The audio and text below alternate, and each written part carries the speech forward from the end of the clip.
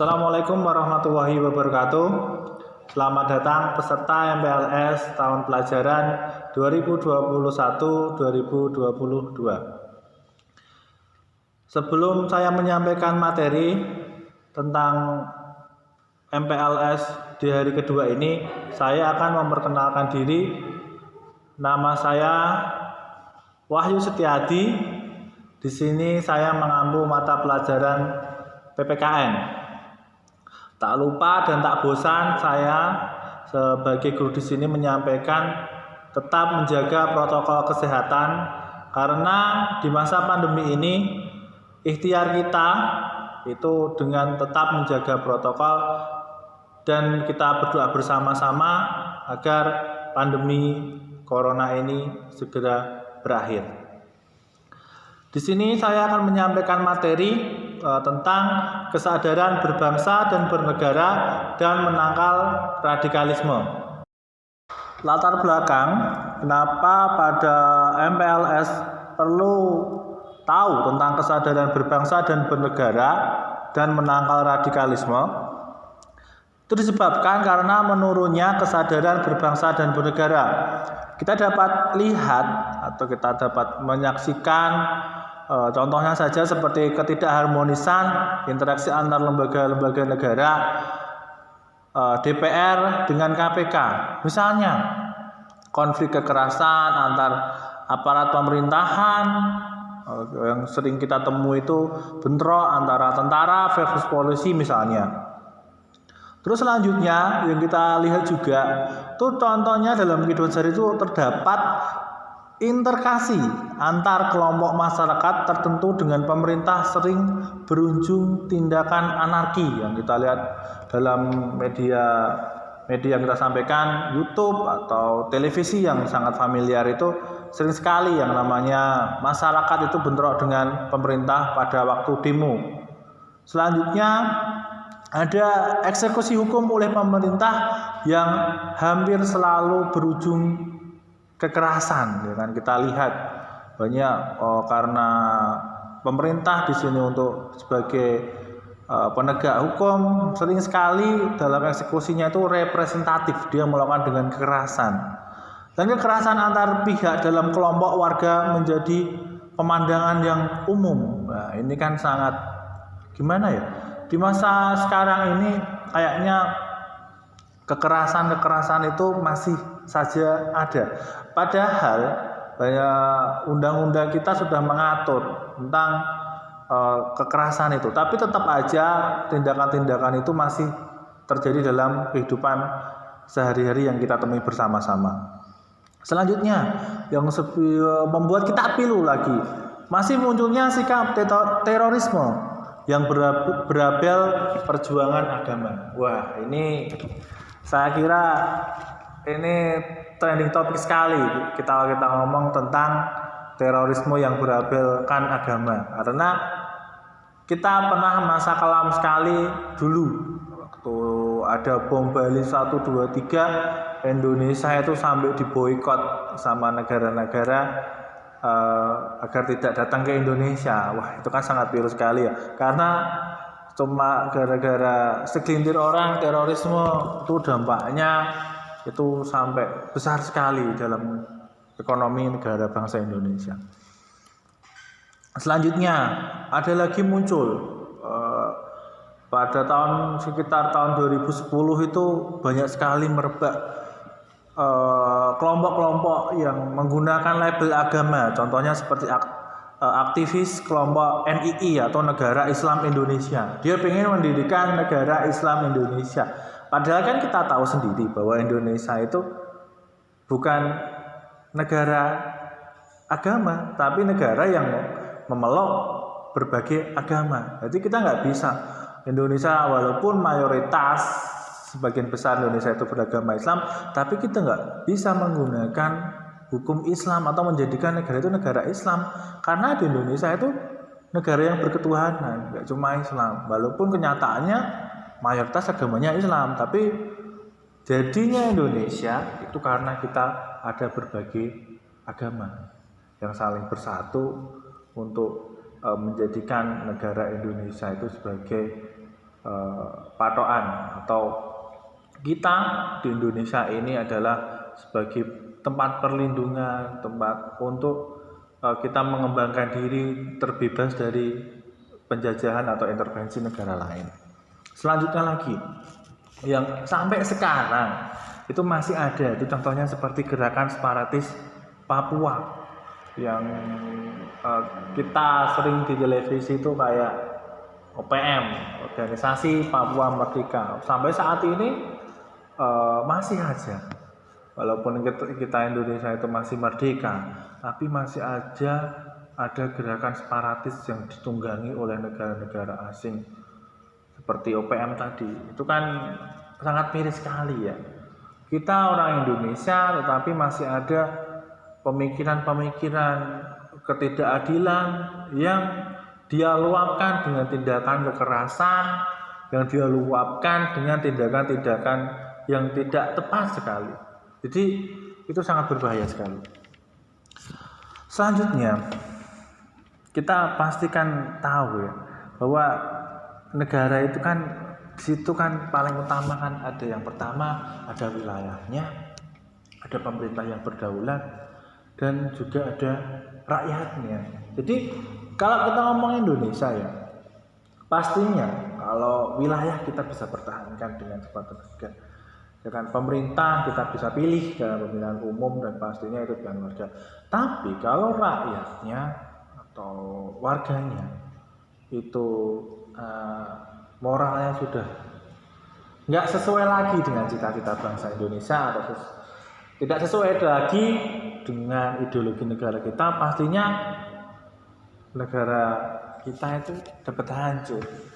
Ya kita suka nggak suka kalau kita kesadaran berbangsa dan bernegaranya itu sangat kurang, apalagi aksi radikalisme yang semakin mencuat contohnya itu pastinya dan dapat dipastikan kalau kita nggak bersadar tentang berbangsa dan bernegara, negara kita itu akan hancur seperti yang dikatakan oleh Cerio dalam sebuah filsuf dan negarawan Yunani mengatakan bahwa kesejahteraan suatu bangsa itu ditentukan oleh karakter warga negaranya.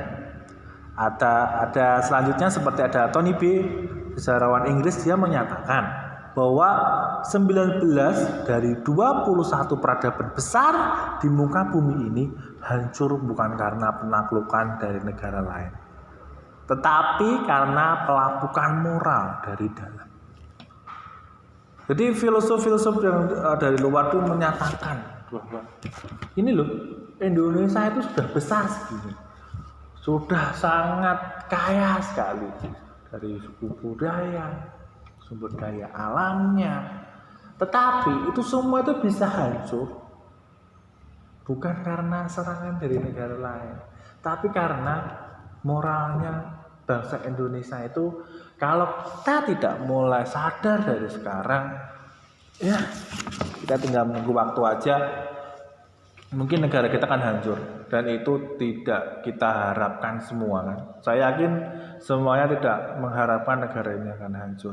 Makanya kita bersama-sama harus menata kembali bahwa hal-hal moral yang seharusnya kita lakukan dalam kehidupan sehari-hari, kita lakukan sehari-hari.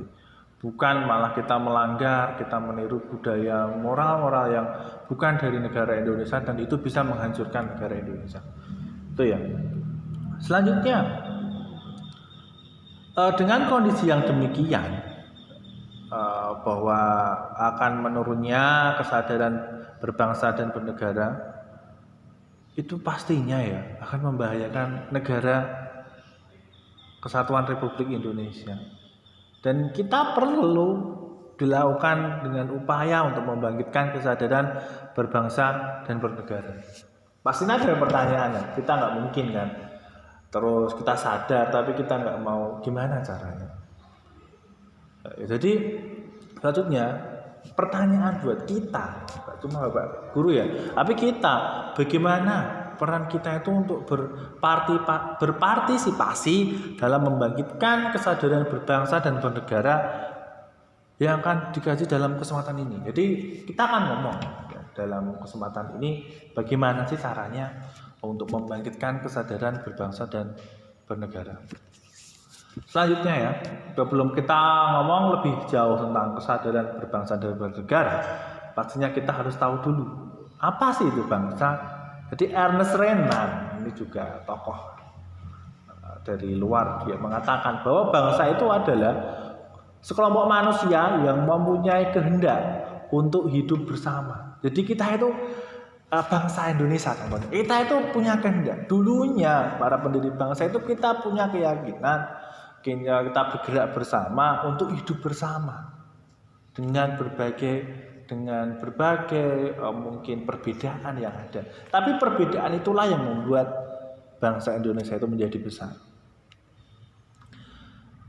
Selanjutnya kita kan sudah tahu ya bahwa bangsa Indonesia itu secara politis di dalamnya ada bangsa Jawa, ada bangsa Batak, ada bangsa Lombok, ada bangsa Minang, ada bangsa Sasak, dan masih banyak lah. Dikatakan bahwa Indonesia itu lebih dari 350 bangsa ya. Jadi bangsa-bangsa yang punya kehendak itu bergabung menjadi satu. Saya kan udah ngomong dari depan tadi bahwa Indonesia itu banyak perbedaannya, tapi itulah yang membuat besar bangsa Indonesia. Selanjutnya istilah Bung Karno, dia juga mengatakan bahwa istilah suku bangsa itu adalah dari bahasa suku dalam bahasa Jawa yang artinya itu kaki, dan suku bangsa itu adalah kaki bangsa. Jadi bangsa Indonesia itu di dalamnya terdapat bangsa dan suku bangsa. Jadi kaki-kakinya agar kita tetap bertahan, kita tetap melangkah lebih maju, yang kaki-kakinya itu adalah bangsa-bangsa tersebut. Jadi kalau bangsa-bangsa kita itu kaki-kakinya tadi ya, yang diumpamakan sebagai kaki-kakinya negara, kalau sudah saling mungkin perpecahan, ingin pecah, ya, pastinya kalau sebagai kaki kayak orang kan, kalau kakinya sudah ibaratnya saling ada yang pengen pergi, ada yang pengen melepaskan contohnya, atau pengen perpecahan antar kaki, pada bayangkan kakimu itu perpecahan, bisa hancur kan, bisa bergerak atau stagmat di posisi seperti itu aja mungkin malah bisa hancur kan, itu kan sangat bahaya sekali. Ya, jadi suku-suku bangsa yang saling bekerja sama sebagai kaki yang kuat menopang bangsa Indonesia atau national state tidak boleh saling menendang, menjegal ataupun saling menjatuhkan. Itu tadi. Bayangkan aja ya, kaki-kaki kalian sendiri itu. Kalau jalannya, kalau kita seirama, yang namanya kaki itu pasti berbeda. Kaki kiri, kaki kanan. Bayangkan kalau kaki kita itu sama. Atau bayangkan kalau kaki kita itu saling jegal, kira-kira bagaimana? Pastinya nggak akan berjalan, akan hancur. Ya udahlah, kita nggak bisa bayangkan. Selanjutnya, kesadaran berbangsa dan bernegara itu merupakan konsep. Jadi itu istilah yang menunjukkan seseorang individu terikat dan atau menjadi bagian dari suatu bangsa atau nation dan negara atau state tertentu. Kesadaran berbangsa dan bernegara Indonesia mempunyai makna bahwa individu yang hidup dan terikat dalam kaidah naungan di bawah negara kesatuan Republik Indonesia harus mempunyai sikap dan perilaku diri yang tumbuh dari kemauan diri yang dilandasi dari rasa keikhlasan atau kerelaan yang bertindak demi kebaikan bangsa dan negara Indonesia. Jadi kita dapat simpulkan ya, yang namanya kesadaran itu tumbuh dari individu warga negara yang itu muncul dari dirinya sendiri, nggak bisa dipaksakan, nggak bisa. Contohnya ya, kakimu mau paksakan, kakimu mau jalan mau kamu paksakan contoh. Kalau dia lagi sakit nggak bisa, tapi kalau dia ikhlas, dia sembuh, dia normal, kakimu itu sehat normal, sarafnya sehat, dia mau jalan, mau lari, mau lompat pasti enak. Begitu juga dengan kita atau warga negara Indonesia. Jadi kesadaran itu muncul dari sendiri kita sendiri kan. Kalau kita ikhlas, rela, saling mawas diri, saling toleransi dengan adanya perbedaan, saya yakin Indonesia itu akan nggak cuma lompat ya, melesat lebih cepat, lebih jauh lagi, lebih maju lagi. Dan itu harus mulai dari kesadaran dari hati kita semua, kan? Selanjutnya, jadi sosialisasi kesadaran berbangsa dan bernegara itu nggak cuma di sekolahan aja ya, tapi ada cara-caranya yang perlu kita sampaikan melalui pemahaman, atau yang lebih familiar kita temukan dengan kata sosialisasi, ya kan? Di sosialisasi tentang kesadaran berbangsa dan bernegara itu ada berbagai macam sarana atau jalurnya ya. Salah satunya itu dengan dalam keluarga, ada dalam pergaulan, teman sebaya atau sekolah atau organisasi dan media massa. Semuanya dapat berperan dengan kelebihan dan kekurangannya masing-masing. Kita udah pasti tahu lah. Kita bahas satu persatu ya. Selanjutnya sosialisasi melalui keluarga. Nah ini di pertama kali ya, namanya anak itu pasti dalam lingkup keluarga kan. Nggak mungkin terus dibahas sekolahan, nggak mungkin. Jadi pastinya yang pertama itu adalah dalam lingkup keluarga. Ya. Yang namanya keluarga itu merupakan inti dari merupakan utama yang sangat penting terbentuknya kelompok masyarakat atau bangsa. Jadi lingkup kecilnya itu sebelum sampai bangsa itu adalah keluarga dulu. Jadi melalui keluarga maka nilai-nilai kehidupan dikenalkan pada anak. Pastinya kita merasakan ya. Sebagai manusia itu pasti mulainya dari anak, nggak ada kan ya semuanya muncul terus jadi tua kan ya. Jadi makanya yang namanya anak dari kecil itu pastinya dia akan mendapatkan nilai-nilai atau kita menyontoh dari keluarga kita. Jadi melalui keluarga anak dapat belajar hidup, akan mewarisi nilai-nilai kehidupan dan budaya yang dianut dalam suatu keluarga, masyarakat dan bangsa. Oleh karena itu, keluarga harus mempunyai landasan yang kuat dan watak yang jelas agar dapat memberi warna dan karakter pada pribadi anak.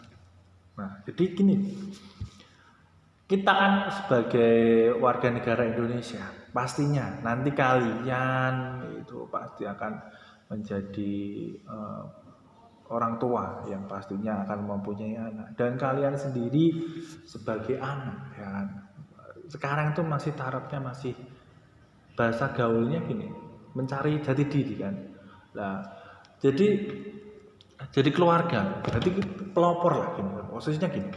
Jadi kalau seumpama kalian kan sudah SMA ya, pastinya ada yang punya adik atau punya sepupu yang umurnya di bawah kita kan. Jadi kita dapat menyebarkan, mensosialisasikan tentang kesadaran berbangsa dan bernegara lingkupnya dari keluarga dulu gitu ya. Jadi kalau kita sebagai anak mungkin kita kan sudah dewasa ya, bentar lagi udah posisi dewasa, kalian udah SMA, bentar lagi udah dewasa. Kalau kita nggak mulai disadari tentang kesadaran berbangsa dan bernegara, dan kita tidak melakukan sosialisasi terhadap keluarga kita, ya wes lah. Saya yakin keluarga yang menjadi lingkup kecil dari terbentuknya bangsa akan sulit sekali terjadinya kemajuan, malah terjadi perpecahan. Nah itu kan menurut saya ya sangat mengerikan sekali kan. Banyak sekali kita temui dalam lingkungan keluarga, ya begitulah, banyak sekali terjadi konflik lah, dan hal tersebutlah yang perlunya kesadaran berbangsa dan bernegara itu kita mulai dari lingkungan keluarga. Selanjutnya ada sosialisasi melalui pergaulan. Wah ini, jadi kan selama ini kan dengan adanya keterbukaan ya, kita memberi gimana ya bahasanya gini. Jadi kita dalam bergaul dalam kehidupan sehari-hari itu kan pasti adanya perbedaan. Lah sikap kita yang benar adalah menjunjung sikap tingginya pluralisme atau pluralitas, atau kita itu beda dalam mungkin bahasa bangsa, suku bangsa. Nah, kita agar bisa bersatu itu kita harus saling menghargai, toleransi. Nah, jadi saya yakin lah kalau kita saling toleransi, pluralisme dijunjung tinggi, negara kita akan semakin maju karena Indonesia muncul sampai sekarang itu karena adanya perbedaan bukan bersama. Jadi itu kita pahami bersama-sama.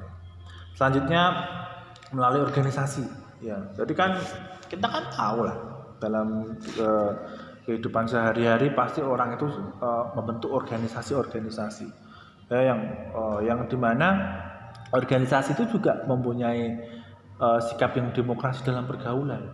Jadi melalui organisasi-organisasi kita dapat menyampaikan atau mensosialisasikan atau kita akan mendapat sosialisasi pentingnya kesadaran berbangsa dan bernegara. Itu melalui seminar-seminar, pelatihan, penataan tentang wawasan kebangsaan seperti yang kita lakukan saat ini. Itu contohnya. Itu organisasi sekolah kalau kita. Selanjutnya melalui sosialisasi melalui pendidikan. Jadi dapat berpartisipasi aktif dalam proses penyusunan kurikulum pendidikan yang bermuatan kesadaran berbangsa dan bernegara. Itu ya. Jadi kita harus aktif. Kita itu harus aktif anak-anak. Kita harus aktif dalam menyusun bahwa untuk menjadi bangsa yang kuat, kita itu harus sadar diri. Sadar diri bahwa penting sekali kok. Kita harus cinta tanah air itu sangat penting sekali. Selanjutnya dapat berpartisipasi langsung sebagai tenaga pendidik seperti saya. Nanti saya harapkan dari kalian itu juga mau bercita-cita sebagai tenaga pendidik dan menyebarkan tentang pentingnya kesadaran berbangsa dan bernegara. Selanjutnya seperti kalian yang bisa dilakukan, itu contohnya menjadi teladan siswa dalam rangka meningkatkan kesadaran berbangsa dan bernegara. Nah itu kalau kalian tuh untuk saat ini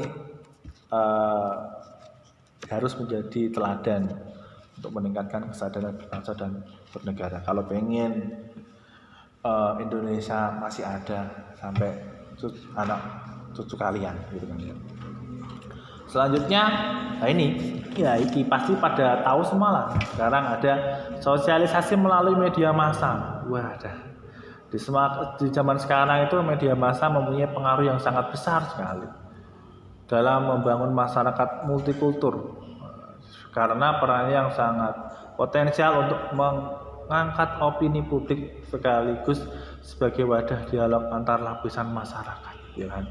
Jadi kalau dalam media massa itu ada yang mengatakan bahwa media massa itu seperti pisau bermata dua, yaitu bisa berperan positif sekaligus bisa berperan negatif. Jadi intinya gini, dengan media massa itu kita bisa menambah wawasan atau kita bisa mengajar tentang pentingnya kesadaran berbangsa dan bernegara, tetapi di situ juga ada konten-konten yang mengajak kita untuk berbuat untuk memecah belah atau mengajak kita untuk melepaskan diri atau bersikap untuk menurunkan moral-moral kita untuk kegiatan hal yang tidak baik, dan itu bisa menghancurkan bangsa Indonesia sendiri.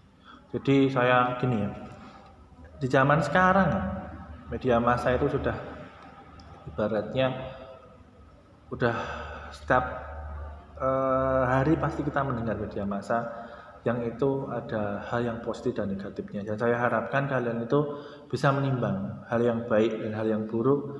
Jadi pisaunya di sini yang katanya bermata dua itu yang landep adalah yang lancip atau yang kita kenai itu adalah hal yang positif. Yang negatif kita cuma sebagai wawasan aja untuk membandingkan tentang hal yang positif. Jadi kita bisa membedakan ini loh yang salah, ini loh yang baik gitu. Selanjutnya dengan adanya tadi media massa tadi itu berdampak sekarang itu yang sering kita temui itu adalah tentang adanya radikalisme. Wah, itu hal yang menurut saya itu ini bahaya sekali ini radikalisme, karena dampaknya itu sangat besar sekali. Jadi pengertian dari radikalisme itu adalah paham atau aliran dalam agama yang menginginkan perubahan sosial dan politik dengan cara kekerasan atau drastis. Dalam arti drastis tiba-tiba. Jadi pengen langsung mak glibek, itu kan enggak semudah itu ya. Itu menurut Kamus Besar Bahasa Indonesia. Saya ulangi lagi. Jadi radikalisme itu adalah paham atau aliran dalam agama yang menginginkan perubahan sosial. Dia pengen perubahan sosial dan politik dengan cara kekerasan atau drastis, dengan cara cepat atau dengan drastis. Dan ini sangat bahaya sekali kan. Contohnya kita pengen berbuat baik, tapi dengan cara kekerasan, jadinya akan tidak baik gitu kan. Jadi kalau kita mau berbuat kebaikan, pakailah dengan cara yang benar, dengan cara yang baik. Jadi kalau kita pengen melakukan kebaikan dengan cara yang salah, itu juga salah gitu. Nah, intinya seperti itu. Kita tahu ya, dalam kehidupan sehari-hari kita dapat di media massa yang telah muncul, kita banyak ditemui ya para aktivis pelajar-pelajar ya. Saya ngasih contoh kayak pelajar. Sikap radikalisme itu sudah mulai muncul, gejala radikalisme itu sudah mulai muncul dalam kehidupan sehari-hari kita. Jadi udah nggak cuma ngomong aja. Kalau dulu kita dengar radikalisme, itu cuma orang-orang tertentu aja. Tapi kita lihat dalam kehidupan sehari-hari itu radikalisme sudah mulai muncul. Ya, ciri-cirinya. Jadi kita kan biar tahu radikalisme itu apa, kita itu harus tahu dulu ciri-cirinya. Itu ciri-ciri yang pertama, menurut Yusuf Qaradawi mengungkapkan bahwa kelompok radikalis agama dapat dicirikan oleh beberapa karakter.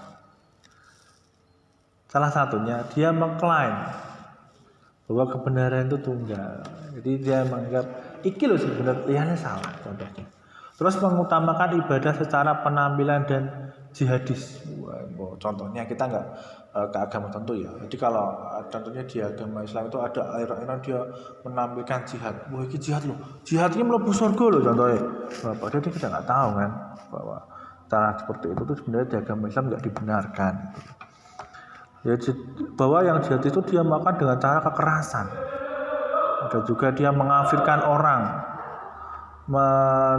menutup dengan masyarakat dan apolitik. Dia nggak peduli, dia nggak mau menerima masukan. Iki loh yang paling benar. Dia nggak diajak musyawarah, nggak mau. Pokoknya dia cuma berpatokan bahwa ini loh yang benar. Itu kan bahaya sekali kan. Jadi menurut saya radikalisme sangat bahaya sekali kan. Ya, jadi saya di sini menyampaikan Indonesia itu kritis sebenarnya. Kritis dalam arti kalau kita nggak jaga-jaga, bahwa Indonesia itu bisa akan hancur gitu loh. Jadi anak-anakku semuanya saya harapkan bahwa kesadaran berbangsa dan bernegara itu harus kita lakukan dan kita harus sosialisasikan agar kita bisa terbebas dari kehancuran. Selanjutnya ya, tentu pertama ini, menguatnya ajaran intoleransi bila tidak diantisipasi bisa berujung kepada ajaran radikalisme yang berbasis agama di kalangan terdidik dan kelas menengah.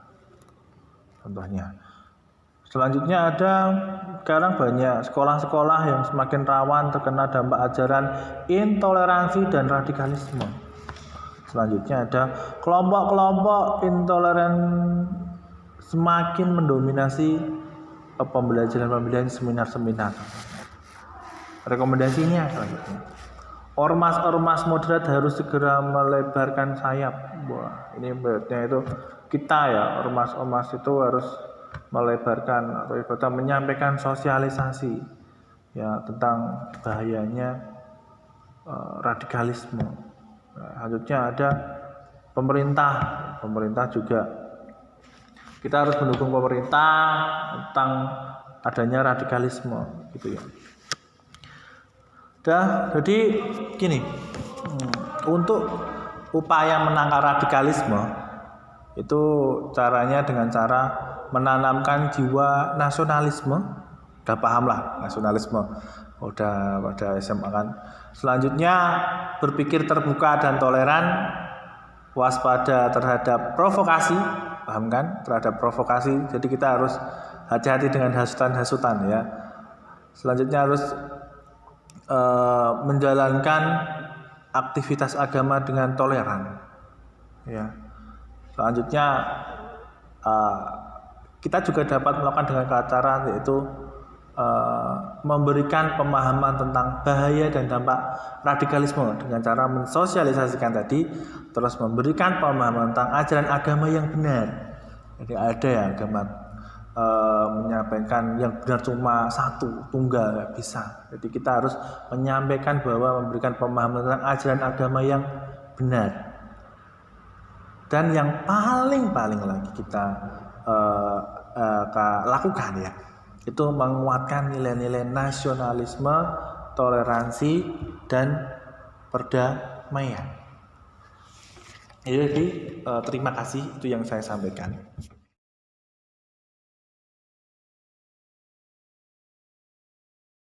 Demikian pemaparan yang saya sampaikan. Kiranya dari pemaparan yang saya sampaikan tadi bisa bermanfaat bagi kita semua. Dan saya mengharapkan bagi para peserta MPLS tahun pelajaran 2021 dan 2022 kita dapat menyelaraskan dalam kehidupan sehari-hari tentang sadarnya berbangsa dan bernegara, dan pastinya kita terhindar dari paparan radikalisme. Akhir kata, Assalamualaikum warahmatullahi wabarakatuh. Semangat!